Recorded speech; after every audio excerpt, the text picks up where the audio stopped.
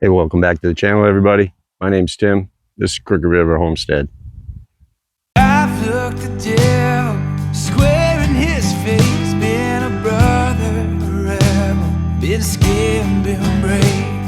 I do all I can to try and get home, but I can't make a promise on what I don't know. Well, I've been kind of out of it for last couple of months. We've been, as you've been watching the channel, we've been renting the excavator. There's a beautiful piece of machinery, Hyundai 130, really big, very, very powerful, and I really enjoyed running it. A lot of pressure when you rent a machine like that. I got the sun in my eyes here this morning. Got a beautiful morning here on the homestead, and I just wanted to take a minute, guys, get you kind of caught up on what's going on, where we're at now with the project, and why it's been a long time since I've been able to make a video. As I was just saying, we rented a piece of equipment for a couple months, and I haven't tallied it all up, but it's running somewhere over 12 grand for the 2 months with fuel. And just did some back of the napkin kind of calculations things. I think we came in at just under 3 hours a day as far as operation goes, but dollar wise it's still considerably cheaper and or less expensive, I would say, than maybe hiring somebody or a company to come in and do what we did. Plus it wouldn't have been as fun. And not to take anything away from the professional operators, those guys really know what they're doing. They get top dollar for it too. So it was something I've always wanted to do and try, and I really enjoyed it. I think the biggest takeaway would have been that instead of renting, we probably should have either just bought one or leased one and then finished all our projects over the next few years, and that way we could have just sold it at the end of the project and recoup some of our money instead of just giving it away to a rental. Not to mention, when you have that kind of money out every day renting, you really have to stay on top of it. I didn't feel right trying to stop and make videos, and every time I sat around, all I could think of was, man, excavator's costing me money. I got to get out there and get in it. But eventually, unfortunately, some days, we just have to run errands. We have things to do. We have other things to do, other obligations, and we just don't have time to get in it. And there were some days where we didn't get in it. Some days it rained. Overall, it was a great experience, I got to say. I enjoyed it. Pretty much ran it by myself, except towards the end, I did get some help from a family member, which was huge. Made it possible to get to where I feel comfortable enough that we can move forward with the project. We looked into renting it again. We stopped by the store where we rented it about a half hour away and inquired about another week or so, figuring, well, if we could get some more stuff done. But at the end of the day, I was just tired of having that hang over my head, and I want to move on with some other projects. We do finally have our building permit application in. We did not receive the permit yet. We're waiting for that. That process we'll discuss a little later. And we were told initially or tentatively that it looked good and everything should go. I can't remember the exact terminology. Easy peasy, maybe. I don't know. We'll see how it goes. We're looking forward. But we're positive. We're thinking positively about getting that permit. So once we get that permit in hand, well, we're pretty much ready to hit the ground running. And so that was, one of the reasons I just wanted to get the excavator back, is so we could start moving on with some other stuff. We're close enough to our goal, our objective of fundamentally changing the property, hopefully forever, in terms of what it was. Pretty much as you saw through the winter, if you follow the videos, in the spring, we had a water problem on the property. So we had to address that before we could move forward with anything. And we'll find that out, that answer next spring, I guess, when the water comes back up. But I think we've got it resolved. I mean, I sat here all winter long watching the water come up and go down and repeatedly, and got a good sense and a good feel for what was happening here. And one of the projects addressing the water problem was one of them. And this little area here where the water always collected over here, but it would meander and just kind of made this whole area wet until this time of year, where it finally dries out. The water table goes down enough where everything just gets really dry. The water table right now is probably, I don't know, maybe 3 or 4 feet down below my feet here on the ground. But this area here will actually fill up in the springtime and overflow. And actually, I made a little ditch over here where the water will come down, and I'll just kind of show you where, as part of the overall project, where that water will end up. But at any rate, so we're finally moving forward. We're waiting for the permit that I just mentioned, but that's looking pretty good. And now where we have the main area where we want to build ready, pretty much ready to go. There's some final things we need to do, start getting the forms ready, and hopefully we can get some pads poured. And if we can do that before winter, then, and pouring the pads may not be the biggest obstacle. That should go fairly easy once we get the permit. I think after that, it's getting the containers on the pads. If we can get the containers on the pads before winter, I think we got a good chance of having a decent winter in terms of setup overall with living in the RV again, unfortunately. But, you know, more power, better water setup, just overall, just a better situation. And just positively, you know, looking forward to moving forward with the build part of the project. And who knows, if we had some kind of a mild type of winter here in Maine, you never know what you're going to get.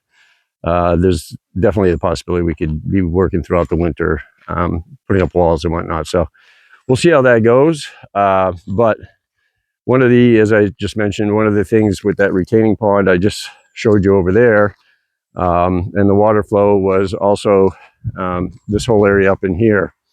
And this area here, we had to, maybe I can put up some satellite photos and show you kind of what it looked like before if you didn't know.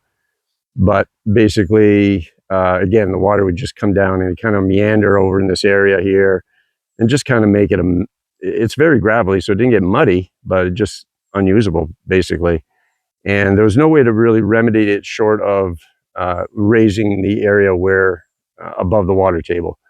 So that's effectively what we did with that excavator. We were able to pull a lot of the material off the side here and drag it up into the middle area here. Now the containers aren't going to be here. We moved them here temporarily while we cleared out the area where we're going to eventually build. Obviously, we want to make that area smooth. Let me turn this around and show you. Those are the containers. We had to move them up out of the way from where they were all winter, which half of them were, the front half was in the water until I got them jacked up a little bit. But so right now we've got this area pretty much ready, and you might not be able to see it too good on the camera, but it's basically nice, pretty flat up here. We got above the water table, so we should be good. Obviously, we're going to be putting up some slabs here and building above that, so I don't believe we'll have any issues. And then the water will come down to this area here, and this is all the rocks. We dug a big ditch in here, probably 3-4 feet deep in places, and we used the material that we dug out of here to drag up into this area, and then all the rocks that we were in our way from back down over here. And for those that don't know, this was a gravel pit for quite a while, quite a long time ago, maybe 20 years ago. I don't really know for sure. But they left it in kind of a mess. They took out so much material, the water table came up. They dug down to the water table, or just above it in places, and it just needed some fixing. And I hope that's all it needed. We're going to find out, because, well, that's where we need to build, right here. So, but I'm pretty confident we did a good job. We got it to where we want, and now we're ready to start getting the forms ready. There's always going to be a little bit more to do, a little more final touches and whatnot, but that's fine. We'll be able to move forward and come back to the finished stuff as we move forward. Let me show you another project I was able to get done with the excavator while we had it here, one of many. This is a retention pond.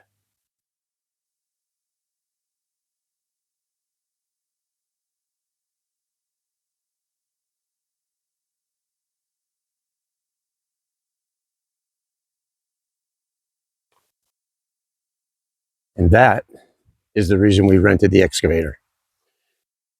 If this works, the way we hope it does, this should resolve the problem with this property and forever change it to make it usable for what we want to do.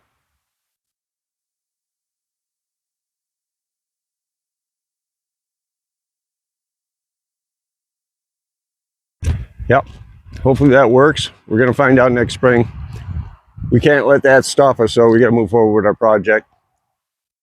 We were parked probably right in this area here last year with the RV, which is now significantly higher than it was when we were parked here. And you can see as we have a pile of dirt here we're going to be using, talk about in a minute. But first, let me show you another project we were able to get done with the excavator. So this area here is actually up above where we were just down below here where we're going to be building. And what you're kind of looking at here is this is the area where they removed all the material over the years for the gravel pit.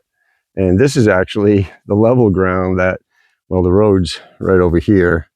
And so this is all level, and this was all level all the way back up to past the camper over there. It was all one level area. They pretty much gutted this whole area, and in the process left this a mess, and I can suspect nobody wanted to deal with it. Nobody wanted to touch it, or maybe people just didn't think it could be fixed. But we hopefully have resolved that issue. But in the process, we discovered that there was this kind of a level area, as I just mentioned, and it goes all the way around back here. You can see a little bit of here where we fixed it, and basically all the way around, and comes right back around to our entrance area here. And this is nice because it gives us the ability to access this part of the property. And there's going to be a particular reason I was mostly excited about that. I'll just see if I can show you a little bit today. But up in here, we'll be able to drive around, and we'll utilize this area. As you can hear some of the traffic in the background here. It's a pretty busy state road, and well, who knows, maybe we can take some advantage of that.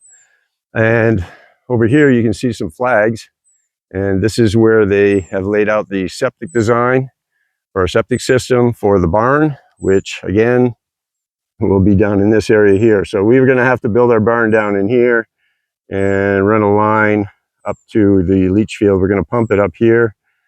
So that was another project we had done in the last month or two while we were moving forward with other things.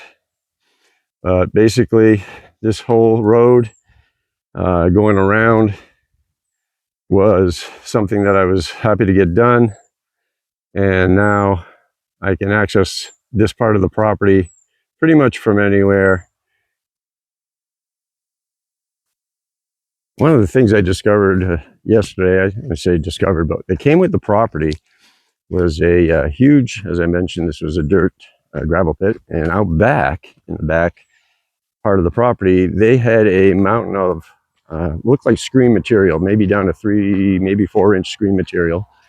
And it was just, I don't even know how to begin calculating how big it is. It's fairly large. You can see it on a satellite with using Google Earth, for example. It's so big, it's just a massive pile of, as I said, look like screen material. So one of the things we did is we did pick up a rock grizzly screener from Iron Bear. And I'm going to do a video on that because I got to finally play around with that dirt pile a little bit yesterday. I didn't want to waste it with using it as fill down in this area. I wanted to try and pull as much of the material I could from the sides to make this work without using other material, primarily because we didn't know if we were going to need more later on and what exactly we had on hand. Well, yesterday I finally got to play around with it a little bit, and one of the things we know we're going to need for the septic system is we're going to be needing some base material, like a sand type of material. And we were talking to the site designer who was here on the property a couple of weeks ago and showed him that pile of dirt, and he said, yeah, if you can screen out the 3-inch and the smaller material and get what you need out of that, that would be beautiful. So that would be a huge savings for us to be able to screen our own material. And I got a little bit of it done yesterday. Here. So this here is just a little sample I was just playing around with, and this stuff here looks fairly, it doesn't really bunch up. And I don't know much about the sand we need for the septic design, but hopefully that'll suffice. But this stuff here I did yesterday, and I'm just going to be using this as somewhat of a base for the first container, which is going to be this container over here. Is going to be our mechanical room / solar panel and solar system setup. Basically, we got to move that container over to this location here. So that'll be one of the concrete bases where we got to pour before winter.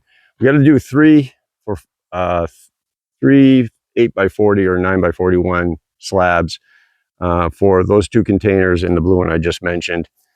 And those are the concrete slabs we're going to try and get done. So we got to get the forms done for those, and we got to get the supplies. So we're not even close to starting those yet, but I can certainly start getting more material ready.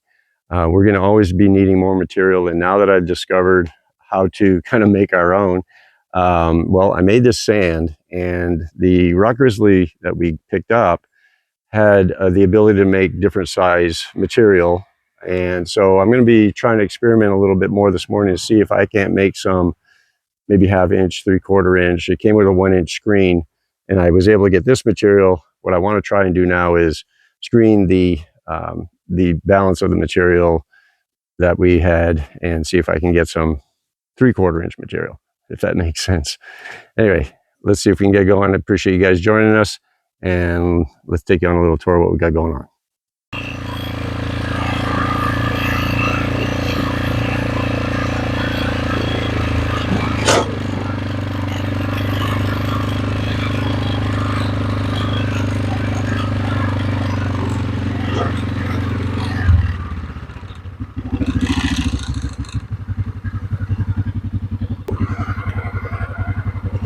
This whole area we were able to get done with the excavator.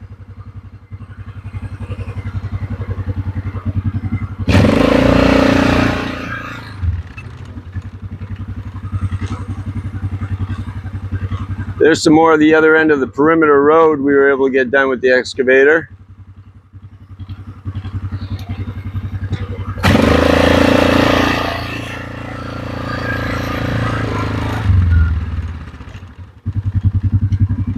This used to be a big pile of brush, many years old.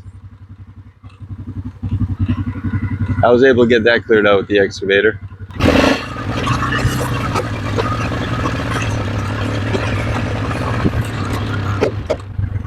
There's the pile of brush I moved.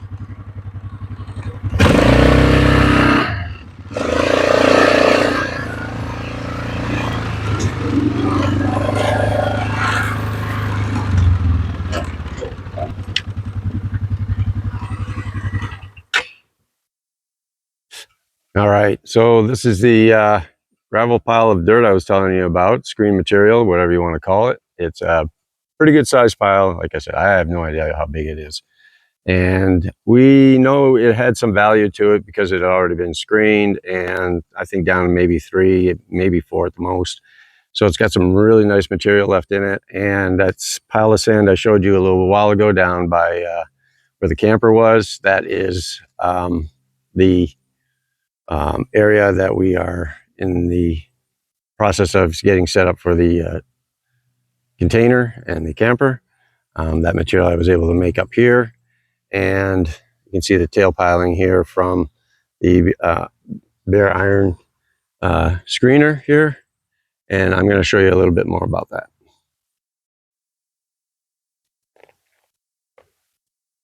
So there's a Bare Iron Works screener grizzly, and we're not sponsored by them or anything. We bought this, paid I think $3,625, somewhere in there. With that included delivery, and they kind of custom made it for us a little bit. They make this model, but it was a little too small for our bucket. Our bucket is 66 inches, if I remember correctly. So they did charge us a little extra to make it a little bit wider. And they had a special, or I don't know if they did or still do, but where they gave you an extra screen. I think your choice. And under this screen, you can see this just hooks on here with these welded on bars they have. And basically, I can show you how this works, but you use your tractor bucket, hook onto these hooks right here. You can pick this screen right up, take it right off the grizzly. And now you've got a 3-inch. You can see these bars right here. Now you can clean materials down to 3-inch. And that really is handy. Like I said, this is some of the material I was screening yesterday, which I already brought down. And it's fairly sandy, but I can also see that there are some 3/4 and a little bit smaller stuff getting through. So my thought was, now I'm going to try and screen this a little bit further and see if I can't get some of this smaller 3/4 to go through here. I think this is a 1-inch screen. So, and then that'll give us our 3/4 and less, and some sand to work with. And that will be super cool. I'll tell you what, it's pretty fun too. I don't mind getting in this tractor with AC, and it's a pretty simple operation. Basically, I just digging into this pile, which is not hard to dig into because somebody's already, I don't know, it's pretty old. Obviously, there's trees growing and whatnot, so it's been here for a bit. But that aside, it isn't really compacted like the ground, so it's not too hard for the tractor to pick up. It screens really, really well. It's super dry, and it's working great. It's a lot of fun. May get old after we have piles and piles of it, but this is something that even Brenda can do, and that'll be a huge help if we can just get piles of material ready for when we need it down the road, the sand in the 3/4. And save ourselves a bunch of money too, because we know we had some 3/4 delivered last year. I don't remember exactly how much, but it was not cheap. It was probably close to $400 for a truckload. And I say truckload, it was a 12-wheeler or whatever. So it was not cheap. And we're in a very area right here where there's a lot of gravel pits right on this road. Matter of fact, right across the street from us is one. But I think they mainly deal with commercial customers. So we tried contacting them last year to have some delivered to us, and there was nobody local that wanted to do it or was interested or returned our calls. So we ended up finding somebody, but they're quite a ways away, maybe a half hour or more, which drove up the cost of the delivery and the price. So again, this is going to really be a nice solution for us. This piece of equipment right here, I think is going to pay for itself real quick, as did the tractor. And the dump truck, which we have down below right now, also invaluable piece of equipment for us so far, because being able to make this stuff is one thing, but transport it to where you need it without having to do it by one load at a time, because we've got ways to go down below, it's going to be a huge help, huge benefit. So I'm going to get started on here and see what kind of material I can make. I'm going to clean this out. Actually, I think I'm going to have to go get the dump truck. I'll run down and grab the dump truck, and we'll get this loaded up. Oh, on second thought, I think I'm going to start making a separate pile. So I'm going to start making a separate pile. I'll begin by taking this material out, and we will pile that aside. And then I'm going to go ahead and try to screen some of this material and see what I can get for material out of that.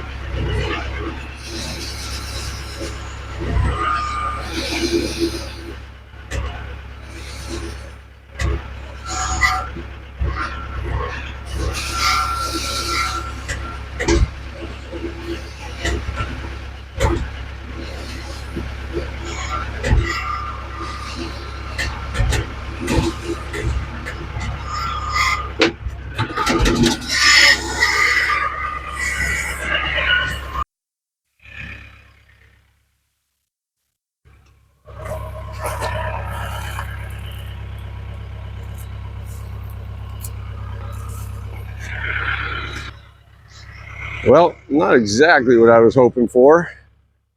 Still got a little bit more gravel in this area here that I'd like to pull out. Down here, I think I made the mistake of maybe grabbing a little too much sand on the bottom here.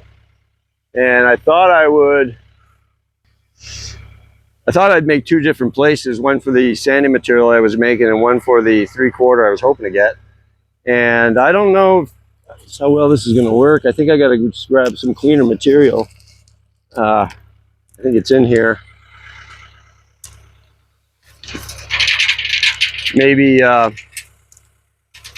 maybe I need to experiment with laying the screen down a little bit more.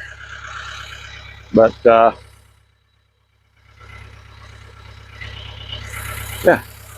that was only the first scoop. Let's keep playing, and we'll see if we can get what we want out of this.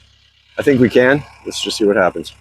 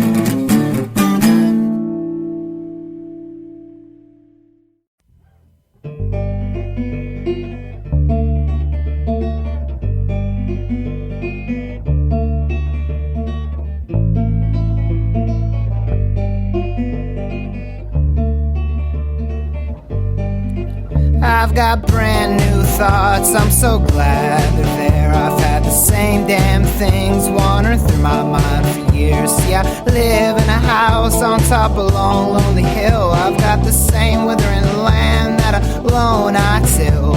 My wife has passed on and my children moved out. Sky holds no rain, no matter how loud I shout. Oh, but I got me an idea and a gun from the pawn shop. I'm shaking all over, so hard I can't stop. There's Indian spirits that haunt on my land. I still praise the Lord all the best that I can. Cause I got me an idea and a gun in my hand. I want my kinfolk to know that I never stop praying.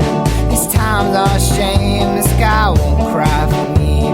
I've lived inside my head with no family. The birds ate my scarecrow, they picked out his eyes. I've worked hard for nothing my whole damn life.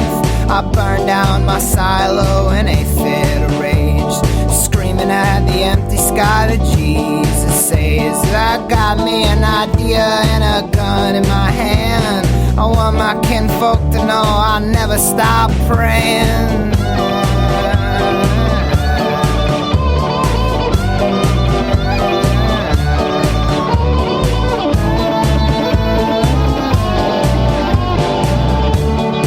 Still haunt on my land, but I praise the Lord all the best that I can. Cause I got me an idea and a gun in my hand. I want my kinfolk to know that I never stop praying.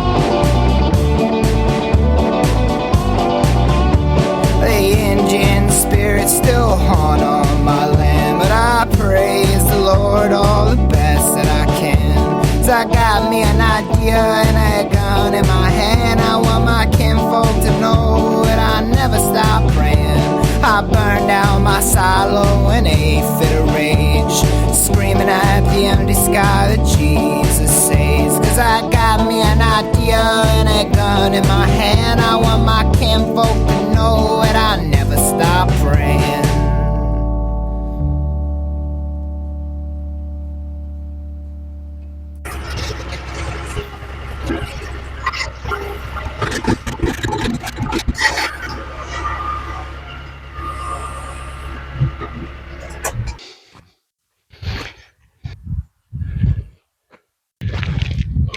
well, nothing else. There's something oddly satisfying I find with screening dirt. Let me check my microphone. All right, so let's start off with what I have. Well, let's start off with what I have over here. So this is what we got going on is in this banking over here, which is fairly large. I'll stand next to it here. And you can see it's pretty big and it's pretty long. So we got a lot of material here. And from the look, you can see it's pretty much been screened down. I'd say that's probably on average 3 to 4 inch, at least maybe 4. But not big material, which is nice to deal with. It digs nice, digs easy. It's easy on the tractor. And we got all sizes in there. So this 1 inch screen here, which I thought would be the ticket as far as getting 3/4 inch material, is working. But what I have to do, because as you can see here, it is screening some smaller stuff, but it also, there's a lot of fines in there, which is good. We're going to be able to use this material also for many projects. And it doesn't take long to get that. A few scoops and you're pretty much good. But what we got back here is the remaining tailings, and there's still quite a bit. I'd say quite a bit, but if you look closely here, you can still see some nice 3/4 that should go through here, through the screen, but didn't. So I think it was kind of working. I will show you the pile I did over here. Again, this is material that we'll call it first run, first screen material, and there is some 3/4 in there, 1/2 inch, whatnot, but it's mostly sand, pretty sandy, nice material. And this over here we'll call this the second run. This is what I got after screening, after I've screened that once, the tailing pile, and we got, you know, more 3/4 inch. Definitely. I've ended up digging a little deep, so I ended up with some sand in here also. So what I did is, after I realized I was digging into the sand, is I'm going to make 2 different areas.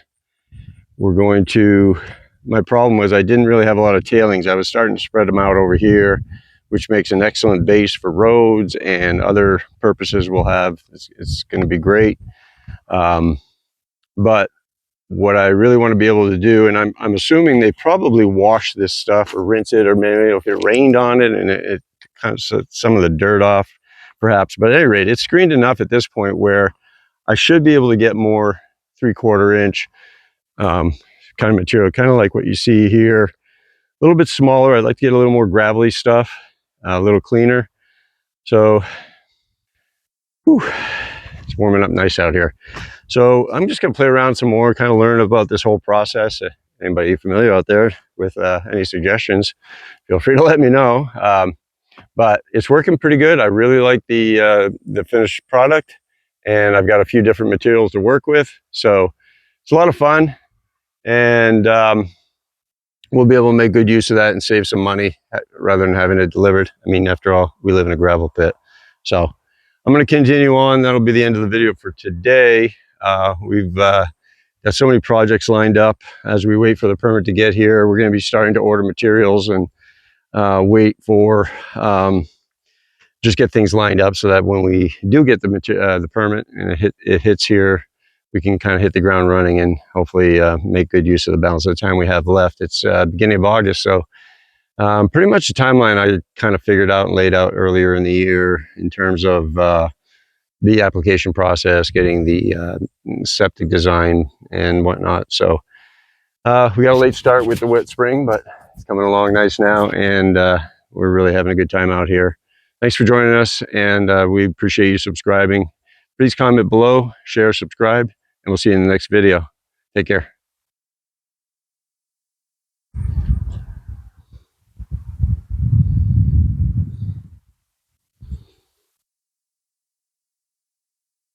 I'll keep praying to heaven and fighting like hell